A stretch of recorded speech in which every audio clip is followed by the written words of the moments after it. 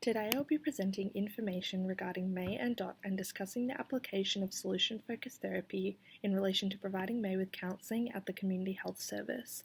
May and Dot is a 59-year-old woman who self-referred to the Community Health Service on advice from her GP. May currently resides on her own in a small unit and has a part-time job as a cleaner at a motel. However, May has been unable to work recently and has described the past few weeks as a blur. She has spent days crying in bed, has not been eating, and has been having trouble sleeping. May has two adult daughters, Helena and Anne.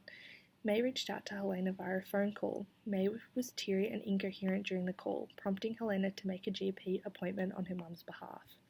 May, Helena, and Anne are all victim survivors of family violence perpetrated by May's husband and Helena and Anne's father, Ron. May separated from Ron approximately 14 years ago. Ron died unexpectedly 6 months ago. May was 22 and Ron 26 when they got married.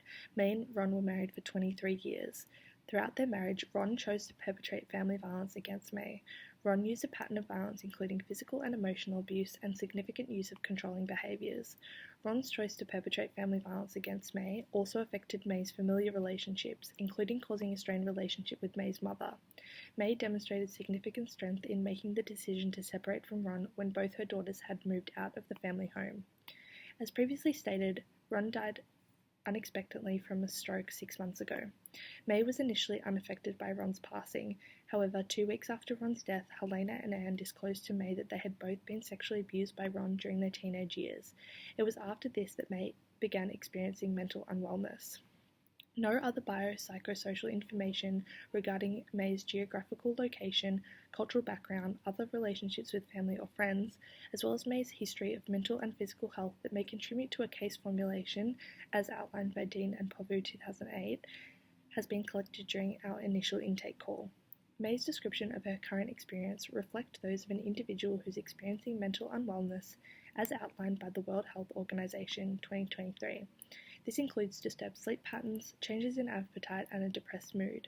Sparks and Stopper 2022 summarised that parents of children who are victim survivors of child sexual abuse who disclose their experiences in adulthood express significant emotional distress. This may include emotions such as anxiety, depression, shock, panic, anger, guilt, powerlessness, and confusion. Picture 2007 also outlines that periods of mental unwellness can be triggered by a negative life event. This is consistent with May's current experience of mental ill health after learning about the sexual abuse perpetrated against her daughters. May outlined during our initial intake call that she remained in her marriage out of care for her daughters.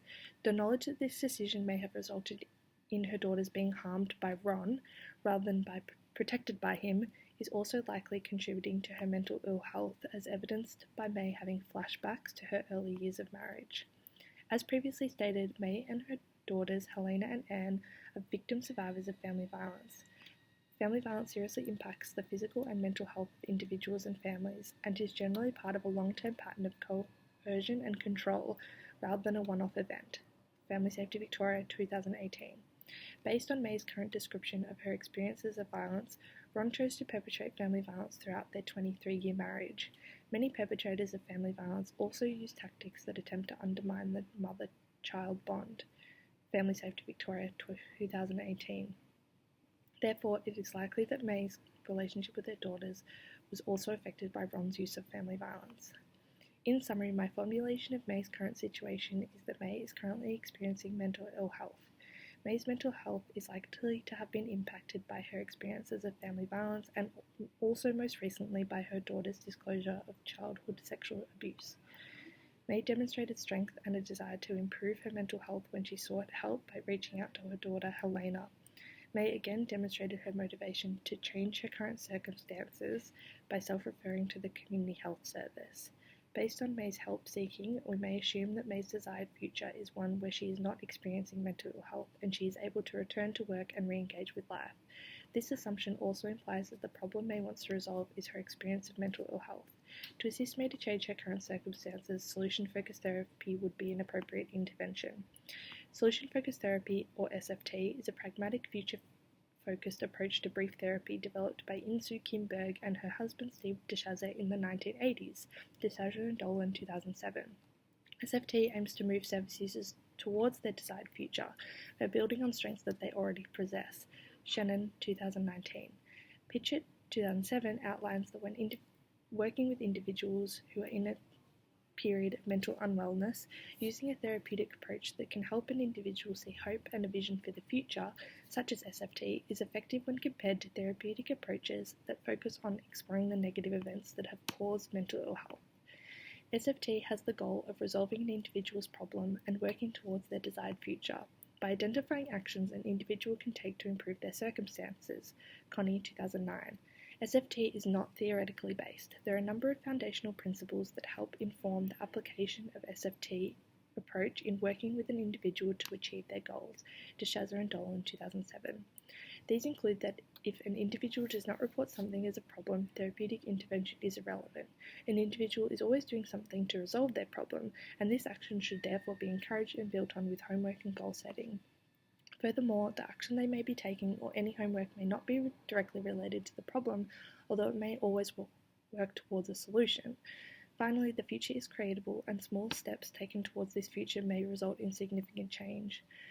Connie, 2009, also outlines specific techniques to be used when applying SFT, including the use of positive language, scaling questions, miracle questions, and being optimistic, creative, and tenacious. Connie, 2009, outlines that an important philosophy of SFT is that the individual you are working with is an expert on him or herself. To apply this when working with May, it would be important to be client-led in all aspects of therapeutic intervention. This would include when determining the problem that May would like to resolve or the future May would like to work towards. Although an assumption has been made here about what May's desired future is, when applying SFT, it is important that the worker does not hypothesize about the individual they are working with, as outlined by Connie, 2009. Therefore, in the first therapeutic sessions with May, discussion of May's desired future, and therefore identification of the problem she would like to resolve would occur. This may be done initially using a miracle question. As outlined by Connie, 2009, miracle questions assist individuals to envision their desired future. For example, when speaking with May, a question like, let's suppose you go to sleep tonight and when you wake up in the morning, everything that led you to see your GP and begin therapy here has been resolved. What would have changed for you? Once exploration and then identification of May's goal had been identified, a scaling question may be used to assess May's motivation to change.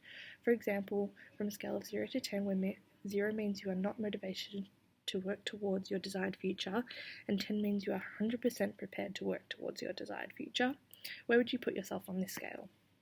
Once May's desired future had been firmly established, strategic tasks that promote change that work towards this future would be developed collaboratively with May.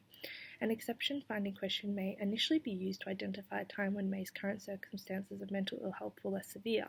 For example, when are the times in the past few weeks where you have been able to sleep well or eat a meal?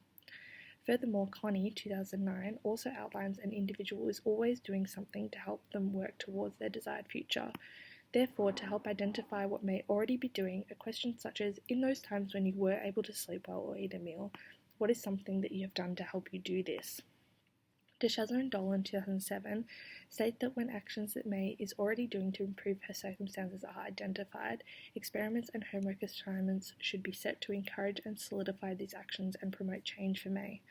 DeShazer and Dolan, 2007, also outlined that the solution to a problem may not directly relate to the problem itself.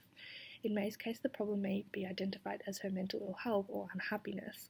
However, as demonstrated with potential examples above, homework or potential solutions to May's problem may be related to sleep or eating. When asking these questions of May and setting homework using an SFT approach, it would be important to be optimistic and hopeful. As Connie, 2019, explains, it's important to compliment and encourage the person you're working with. To summarise, during the period of therapeutic intervention with May, May's desired future would be identified. This may be done with the use of a miracle question, and May's motivation to change would be established using a scaling question. Exception-finding questions may then be utilised to help establish strategic tasks to help May achieve her goals, and homework tasks may be set, such as those potentially related to sleep or eating. Finally, in order to successfully implement SFT, it would be important to be optimistic when working with May, encouraging and supporting May to create her desired future. As stated previously, SFT is a breach approach to therapy. Intervention is likely to occur in 8 to 10 sessions with May as outlined by DeShazer and Doll in 2007. Lastly, it is important to discuss how my values could have influenced working with May. The Australian Association of Social Workers Code of Ethics also outlines that reflective practice supports professional integrity and justified decision making. Furthermore, Harms 2015 describes the importance of reflecting on how your own experiences, values, and beliefs influence your practice. The mother-daughter relationship and May's identity as a mother may be a topic May wants to discuss during therapeutic intervention. I've been raised by a single mother who I have a close relationship with. It would be important that I reflect on my experiences and understandings of the mother-daughter relationship when working with May, as to not influence the way I interact with May. I value the mother-daughter relationship highly, as it has had a significant positive impact on my life. During the intake call, May described a difficult relationship with her own mother and how her desire to protect and care for her daughters impacted her decision to remain in her marriage to Ron, as previously discussed. When working with May, I would be cautious to not focus on May's relationship with her daughters or her mother and set homework tasks or experiments for May involving this relationship unless May expressed a desire for this to be a focus on therapeutic intervention.